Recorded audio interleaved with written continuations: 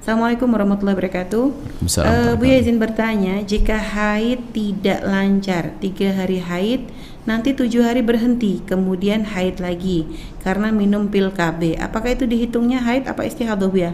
Lalu sholatnya gimana? Baik, minum obat ya, kita punya rumus di dalam memahami darah haid Ya Bu ya. Dan insya Allah akan kami hadirkan pada pertemuan yang akan datang.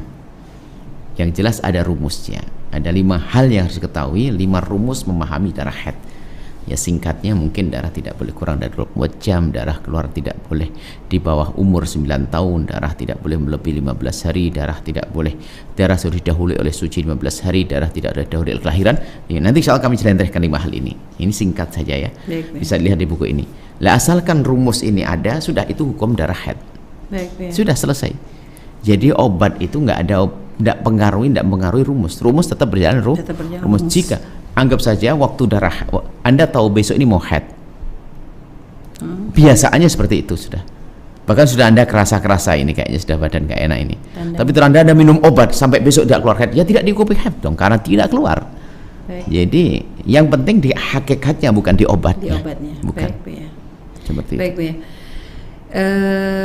Karena gini Bu ya, ada sebagian pernah waktu itu ada wanita yang menggunakan obat untuk menahan haid gitu Bu ya. Sudah menggunakan obat tapi ternyata masih keluar darah. Nah dari dokter tuh bilang ini bukan darah haid katanya. Ini tuh darah apa gitu Bu ya, dari efek obatnya gitu. Jadi nggak bisa, bukan darah yang biasanya keluar dari darah haid gitu. Padahal keluarnya memang di hari yang memang haid gitu lah. Kalau kayak gitu tuh gimana Bu ya?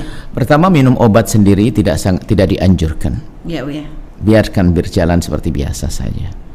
Dan kalaupun harus minum obat misalnya untuk sebuah kepentingan, harus dipastikan tidak membahayakan dalam tubuhnya, kesehatannya. Ya, kemudian jika keluar minum darah obat penghenti darah haid kok tetap keluar darah, tetap rumus tidak boleh diganggu sudah. Jangan bicara tentang itu. Walaupun nanti kata dokter medis menyebutkan begitu Bu ya. Ada rumus. Membawa ke medis ini mempersulit. Jadi ada mungkin secara medis begini. Medis itu bisa mengatakan ini darah haid, ini darah istihadah. Darah haid adalah dari tempatnya kan. Ya. Memang secara teori memang lebih mudah itu. Sehingga kalau orang keluar darah dibawa ke laboratorium ini darah haid, secara teori kan gitulah. Ya. Karena disebutkan dalam Nabi itu darah haid itu sumbernya beda dengan darah istihadah. Jadi kalau darah haid dari tempat tertentu, memang secara medis adalah mudah teorinya.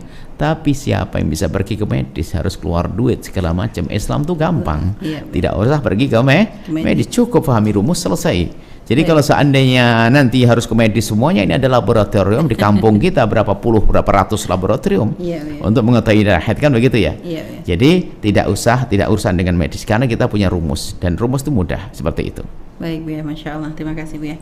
Dan ada pertanyaan. Jadi tidak mempengaruhi, pokoknya ke rumus. Ngikutin rumus. Rumus tetap rumus. Kalau keluar darah dan waktunya keluar darah dan waktunya haid dihukumi sebagai. Setelah Anda menyaksikan video ini, jangan lupa berselawat kepada baginda Nabi Muhammad sallallahu alaihi wa alihi wa sahbihi wasallam.